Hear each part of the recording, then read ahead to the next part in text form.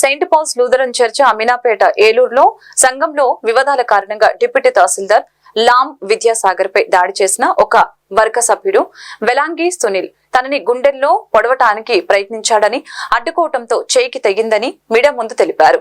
అనంతరం వైద్యుల పర్యవేక్షణలో ఉంచారు. కేసు నమోదు చేసి దర్యాప్తు చేపట్టిన పోలీసులు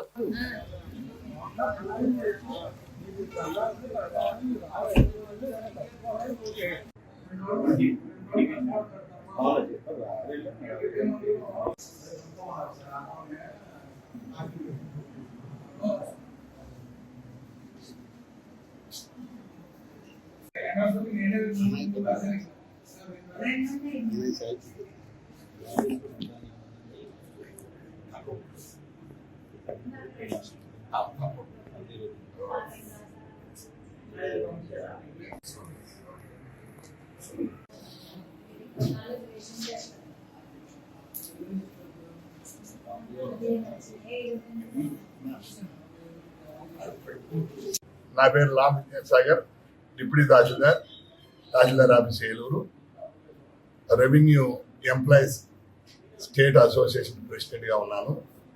Saint Paul's Lutheran church committee మెంబర్గా ఉన్నాను. చర్చి విషయాల్లో కొంచెం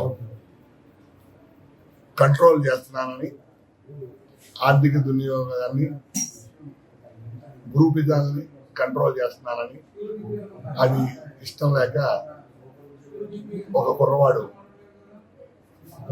యాలంగి సునీల్ కుమార్ కత్తితో హత్యా ప్రయత్నం చేశాడు. నా గుండెల్లో పొడవపోయాడు.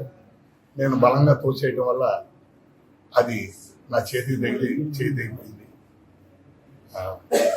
లేకపోతే ఈ రోజు నన్ను హత్య చేసి ఉండేవాడు. మరొక 4 కుర్రోళ్ళు అతనితో పాటు వచ్చారు. మరి వాళ్ళు ఎవరో నేను గుర్తించలేదు. అందువల్ల అతని మీద తప్పనిసరిగా క్రిమినల్ చర్యలు తీసుకోవాలని ప్రభుత్వానికి కోరుతున్నాను.